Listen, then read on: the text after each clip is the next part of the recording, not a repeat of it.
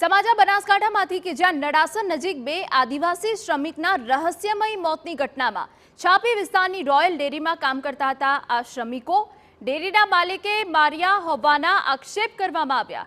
માર મારતા મોત નીપજ્યું હોવાના આદિવાસી સમાજના આક્ષેપ છે। 5માંથી 2 શ્રમિકોના મોત નીપજ્યા હતા।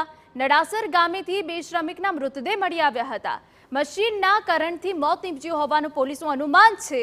વડગામ હોસ્પિટલમાં આદિવાસી સમાજ દેખાવ કરે તેવી પણ શક્યતા।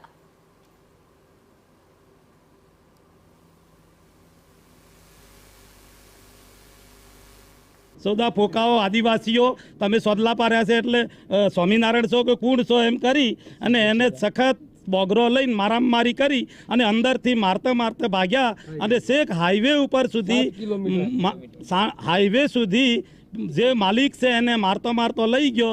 એક વ્યક્તિ હાઈવે જોડે પડી ગયો, 3 આગા પાછા થઈ ગયા। એમાંથી આ 4 વ્યક્તિઓ મારના ડરથી ત્યાંથી લગભગ અંદર આ ખેતરોની અંદર ખેતી વાવેલી છે એવા ખેતરોમાં દોડતા દોડતા અંદાજિત ખાતરી નથી પણ 4-5 કિલોમીટરની રેન્જમાં કોઈ વાડાની અંદર 2 માણસો મરેલા પાર્ટી મારીને મૂકી આવી અથવા તો કોઈ બીજો સંજોગ બન્યો મરેલી હાલતમાં તો અમે ડેડ બોડીઓ જોઈ છે।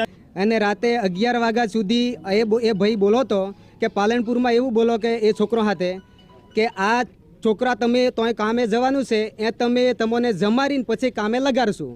એ છોકરા અહીંથી કામે લગાડા 100 ઠેલીઓ ભરી હતી। 100 ઠેલીઓ હો પેક ભરીને પછી છોકરે કહું કે તું હવે તો તું અમને ખાવા દે। તો એ લોકોએ કહું કે હજી ખાવા ના દઈએ। તો કેમ ખાવા ના દો?